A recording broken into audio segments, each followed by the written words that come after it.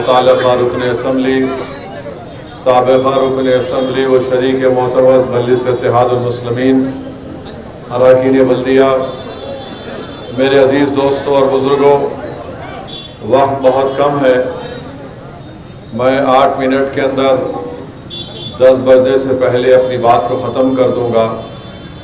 मेरी आप तमाम से गुजारिश है कि 13 मई के दिन आप तमाम अपने के कोट का इस्तेमाल करिए और पतंग के निशान पर मजलिस इत्तेहादुल मुस्लिमीन कोट देकर अपनी पार्टी को, अपने इत्तेहाद को, अपने सियासी शऊर को कामयाब करिए। दूसरी बात यह है कि 26 साल की मेहनतों के बाद मजलिस इत्तेहादुल मुस्लिमीन ने हैदराबाद की पार्लियामेंट की सीट पर आप तमाम के दुआओं और अल्लाह के फजल व करम से कामयाबी हासिल की। एक लंबा सफ़र 26 साल का था और फिर 40 साल से अल्हम्दुलिल्लाह हम अपने इस इत्तेहाद की ताकत की बुनियाद पर, सियासी शऊर की बुनियाद पर और हमारे जज्बे और तड़प की बुनियाद पर हम हैदराबाद की पार्लियामेंट की सीट पर कामयाब होते आए हैं। तीसरी बात आपसे अर्ज़ करना यह है कि जब आप पोलिंग बूथ को जाएंगे तो अपने साथ सेल फ़ोन लेकर मत जाइए, पूरे ख़ानदान को लेकर जाइए। सेल फ़ोन ले जाना ममनू है, उसकी इजाज़त नहीं है। और यकीनन बहुत ज़्यादा गर्मी है।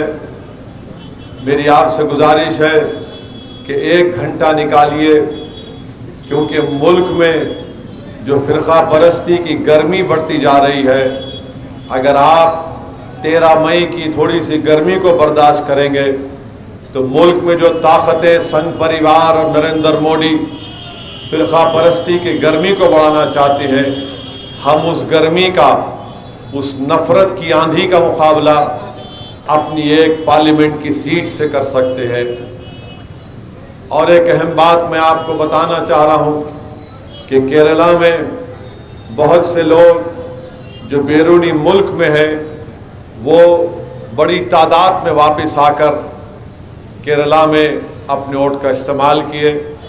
अगर जो हैदराबाद पार्लिमानी हल्के के लोग गल्फ़ में रहते हैं, अगर उनके पास इस्तिताअत है कि वो हैदराबाद को आकर अपना वोट डाल सकते, तो मेरी उनसे भी गुजारिश है कि अगर आपको काम में छुट्टी मिल सकती है और अगर आपके पास इस्तिताअत है तो ज़रूर आइए।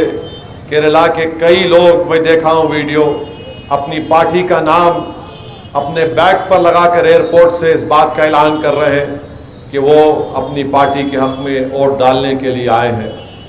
आखिरी बात मेरे अज़ीज़ दोस्तों और बुज़ुर्गों, हमारे मुल्क के वज़ीर आज़म ने अपनी असली एजेंडे पर आ गए, उनका असली चेहरा हमारे सामने आ गया।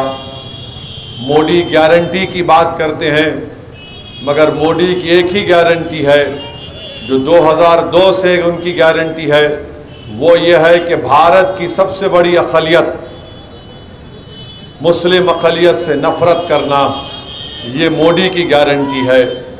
और मोदी ने राजस्थान में तकरीर की और तकरीर में मोदी ने कह दिया कि भारत के मुसलमान घुसपैठी हैं, भारत के मुसलमान ज़्यादा बच्चे पैदा करते हैं और भारत के मुसलमानों को हिंदू बहनों के मंगलसूत्र निकालकर उनको दौलत दी जाएगी। आप बताइए, ये क्या कोई वज़ीर आज़म की ज़बान है कि रोड पर बैठकर भी इस तरह की गुफ्तगू नहीं करता?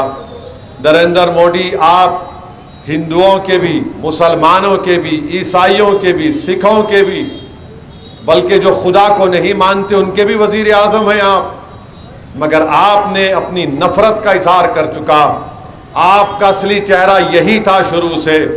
कहाँ गई वो बातें कि चांद पर चंद्रयान 3 को हमने लैंड किया? कहाँ गया वो G20? कहाँ गया वो विश्व गुरु?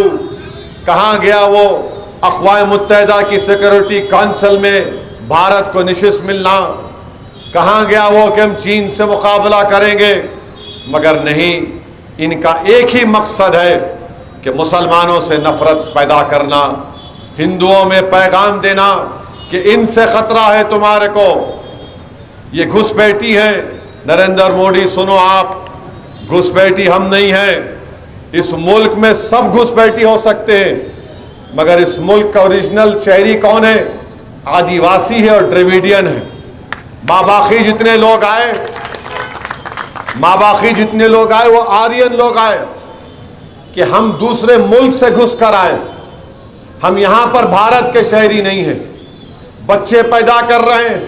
नरेंद्र मोदी, आपकी सरकार का डेटा कहता है कि मुस्लिम खवातीन का फर्टिलिटी रेट गिरा है। ये आप झूठ बोल रहे हैं। और तीसरा, आप बोलते हैं, आज एक गुजरात में, बिहार में तकरीर में कहा कि खासुल खास वोट बैंक है, यानी इशारा मुसलमानों की तरफ। नरेंद्र मोदी, इस मुल्क में एक ही बैंक है और वो बैंक ये है कि आपने उस बैंक से अपने दोस्तों और चाहने वालों को 6,000 करोड़ का लोन दिलाया। कितना दिलाया? 6,000 करोड़ का। एक ही बैंक है। मुस्लिम वोट बैंक इस मुल्क में कभी था ना रहेगा, मगर एक बैंक आपका है नरेंद्र मोदी, जिस बैंक के जरिए से आपने 6,000 करोड़ का लोन दिला दिया अपने साथियों को। मेरे अजीज दोस्तों और बुजुर्गों, मेरे आपसे सवाल है, आप उस सवाल का जवाब हाँ या नक्को में देना। मोदी के 5 साल हाँ या नक्को? बेरोजगारी के 5 साल हाँ या नक्को? बोलिए, ये जुल्म के 5 साल हाँ या नक्को? हिंदुत्व के 5 साल हाँ या नक्को? बुलडोजर के 5 साल, गौरक्षा की दहशतगर्दी के 5 साल, हिजाब, अजान और हलाल की गाली सुनना, ये हाँ या नक्को? जब नक्को बोले तो 13 तारीख को हाँ पे दबाओ बटन पतंग पे, और बता दो नरेंद्र मोदी को, बता दो नरेंद्र मोदी को, हैदराबाद में पतंग, तेलंगाना में बीजेपी खत्म। ये काम आपको करना है। किशनबाग के हर बूथ पर आप अपना वोट का इस्तेमाल करेंगे। मंजलिस के अराकीन बल्दिया से ये कह रहा हूं कि तुम्हारी जिम्मेदारी है पोलिंग परसेंटेज बनाना। अगर आप पोलिंग परसेंटेज बढ़ाएंगे तो आपकी काबिलियत दिख कर आएंगी। और याद रखो, जमात सबसे बड़ी है, आपसे बढ़कर आप जमात से बड़े नहीं है। बहरहाल 13 तारीख को निकलकर पतंग के निशान पर बटन दबाइए। और जो लोग पतंग के बारे में बहुत से बातें कर रहे हैं, याद रखो, पतंग जब पिलाते हैं या तो ढील से काटते हैं दूसरे को या खींच से काटते हैं। अगर अत्ते मारने का टाइम आ गया तो अत्ते भी मार लेंगे, याद रखो। सलाम अलैकुम।